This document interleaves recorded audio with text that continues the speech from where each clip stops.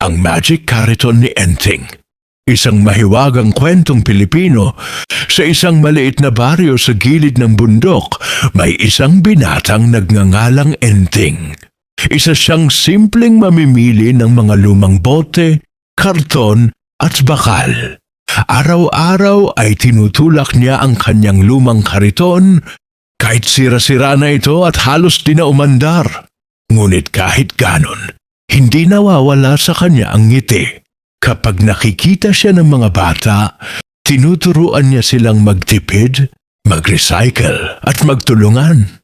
Sa bawat basurang kanyang kinukuha, may kasamang kwento ng pag-asa.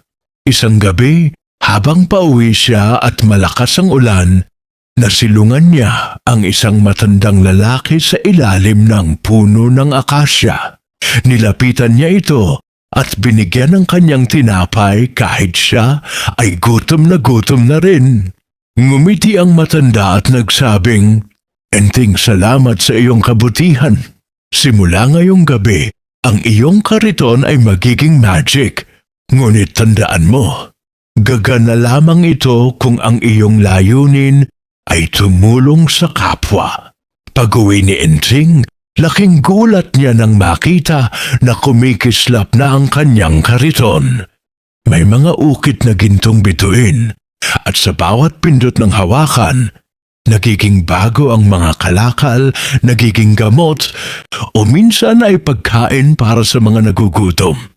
Ginamit ni Enting ang kanyang mahikang kariton hindi para yumaman, kundi para magbigay ng tulong sa baryo, sa mga batang walang baon, sa matatandang walang gamot, at sa mga nawalan ng kabuhayan. Dahil sa kanyang kabutihan, unti-unting umunlad ang baryo. Nagtayo siya ng maliit na paaralan at pamilihang bayan at tinawag ng mga tao ang lugar nila bilang Baryong Kariton. Tanda ng pagbabago mula sa simpleng pag-ikot ni Enting. Ngunit hindi kailanman ginamit ni Enting ang mahika para sa sariling yaman. Lagi niyang sinasabi, ang tunay na mahika ay nasa puso ng taong marunong tumulong. At sa bawat umaga, makikita pa rin siya.